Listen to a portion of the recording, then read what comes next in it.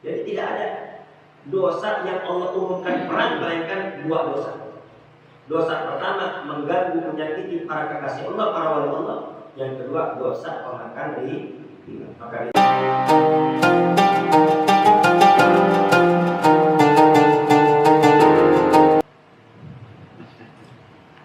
Bismillahirrahmanirrahim.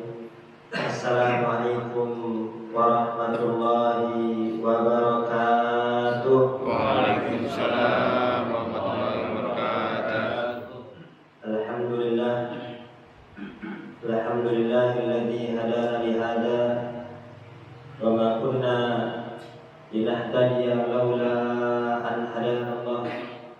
Allahumma shalli ala sayyidina Muhammadin al-Fatih lima ughliqa wal khatim lima sabaqa nasrul haqqi bil haqq wal hadi ila siratal mustaqim wa ala alihi wa sahbihi haqqa qadrihi wa miqdarihi al-azim.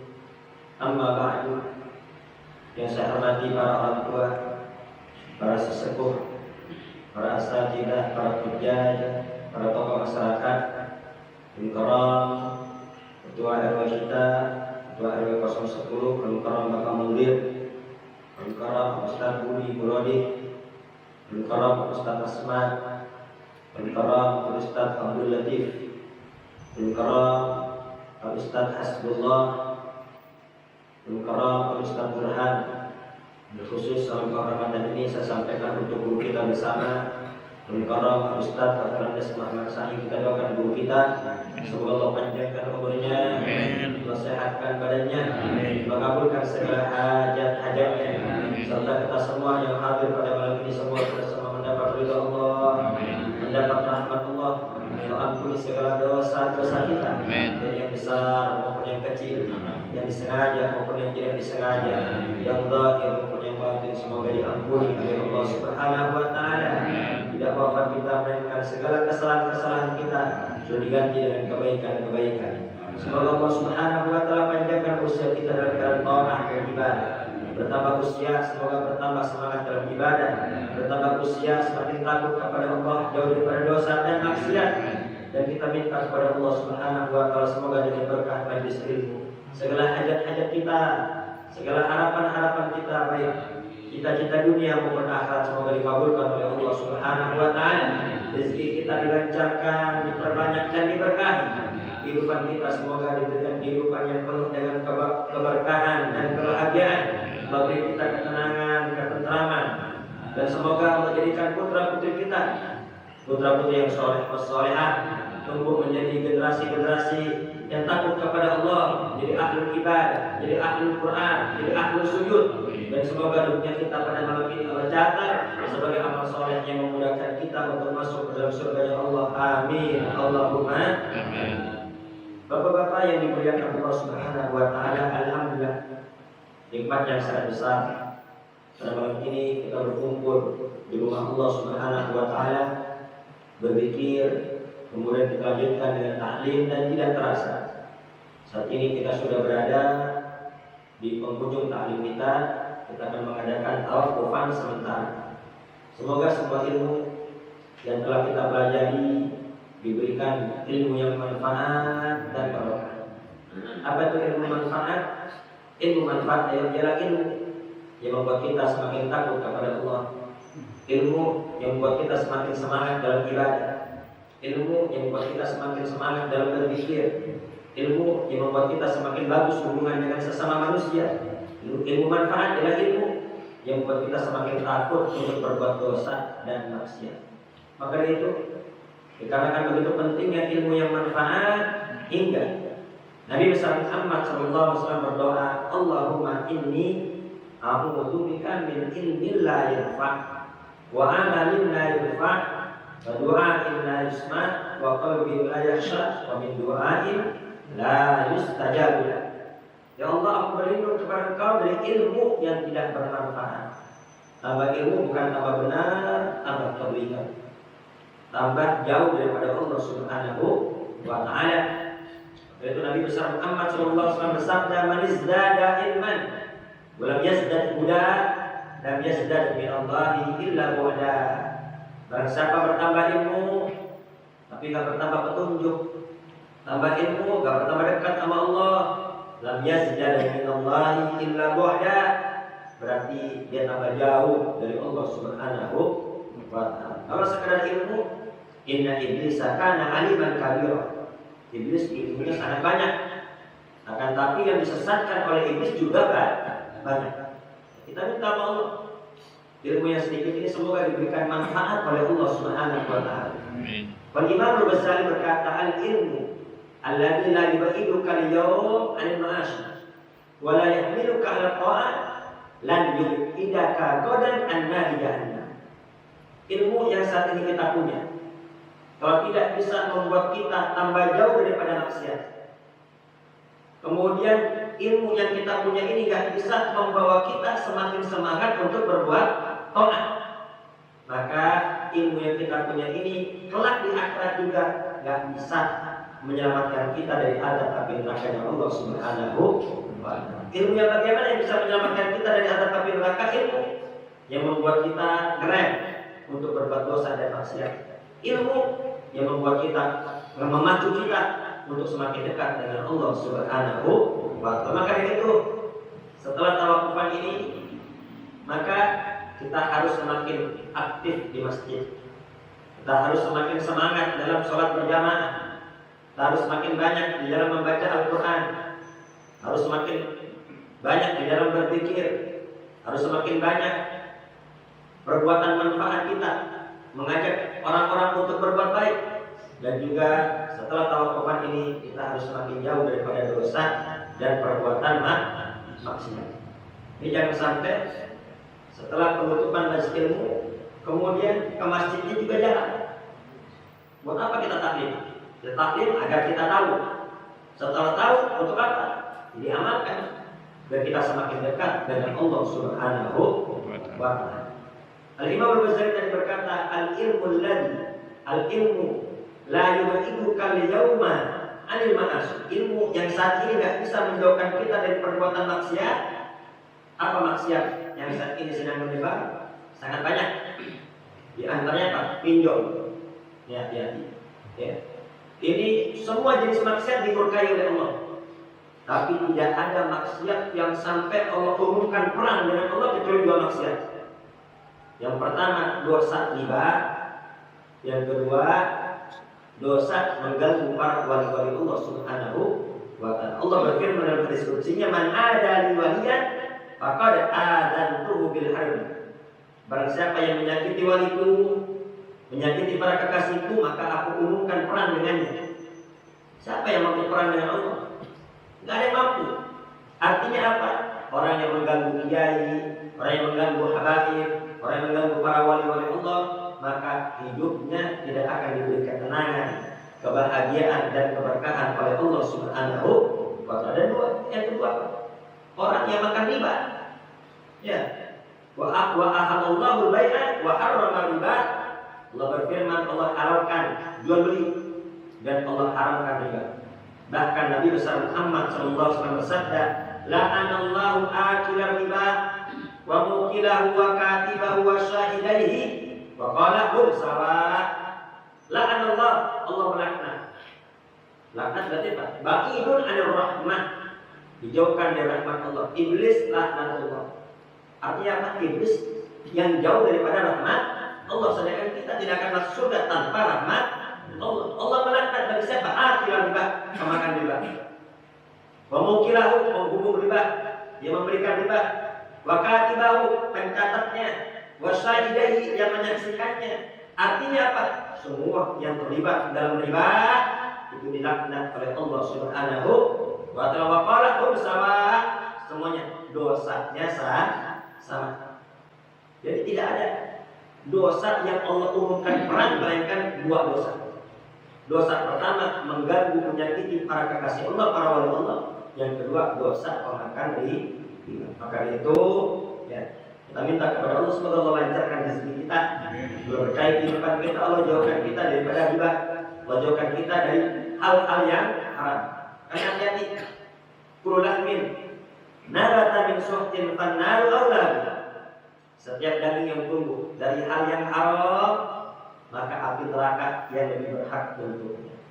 Maka itu sebanyak apapun ibadah kita, akan tapi kalau kita tidak menjaga dari hasil yang haram, maka itu semua menjadi sia-sia di sisi Allah Subhanahu wa Ta'ala. Bahkan ada sebuah riwayat dalam kitab An-Nasaih Diniyah wal Wasaya Imaniyah, "Lau shallaitum hatta takunu kal anaya wa sumtum hatta takunu kal autar, la yataqabbal dzalika illa li waraqil ajiz." Lau shallaitum, seandainya kalian salat, hatta takunu kal anaya, saking banyaknya salat sampai kayak senang. Wasumtum hatta takunu kal autar, banyak sholat sampai kayak busur, bengkok. Ya, banyak sujud sampai bengkok. Lo sholat itu hatta takunu kal anaya, seandainya kalian banyak sholat sampai bengkok di badan tuh, saking kelamaan sujud kayak busur. Wasumtum hatta takunu kal autar, dan kalian puasa sampai kurus kecil kayak senat, saking banyak puasa. Lam yataqabbal dzalik, itu semua enggak akan diterima oleh Allah illa biwara'il hadis, kecuali kita menjauh dari hasil-hasil yang haram. Jadi hati-hati ya, hasil-hasil yang haram, riba, ya, pinjol, ya itu semua jangan bawa ke rumah. Nanti apa akan berdampak rumah tangga kita jauh dari keberkahan. Anak susah diatur, anak susah dididik, dan istri juga tidak taat menjadi istri yang tidak soleha, dan bawaannya akan berat untuk dipakai untuk ibadah kepada Allah Subhanahu wa Ta'ala. Maka itu hiduplah seadanya. Ya, hidup seadanya. Untuk sekadar hidup ya mudah. Untuk sekadar makan, mah gampang. Makan pakai tahu tempe bisa nggak? Bisa. Ya. Tapi kalau udah ngikutin gaya hidup, pokoknya makannya harus sama ayam panggang, harus sama ayam bakar, udah hidupnya jadi susah. Ya, ini sudah makan mudah. Pakaian, sekadar pakaian banyak yang nggak nyampe 100.000 pakaian, betul atau tidak? Tapi kalau udah harus merek ini, harus merek itu, ya udah hidup jadi susah. Masalah kendaraan yang bekas-bekas 1 juta 2 juta ada. Tapi kalau harus kendaraan yang terbaru, model terbaru, udah hidup jadi susah. Jadi hidup seadanya, hidup semampunya, jangan mengikuti gaya hidup. Hidup udah dijamin oleh Allah. Ya, hidup udah dijamin oleh Allah. Yang nggak dijamin gaya hidup. Jadi yang membuat kita susah adalah suka mengikuti gaya hidup. Dan itu mulai saat ini hidup semampunya, jangan pernah memaksakan diri yang nantinya membuat hidup kita menjadi susah.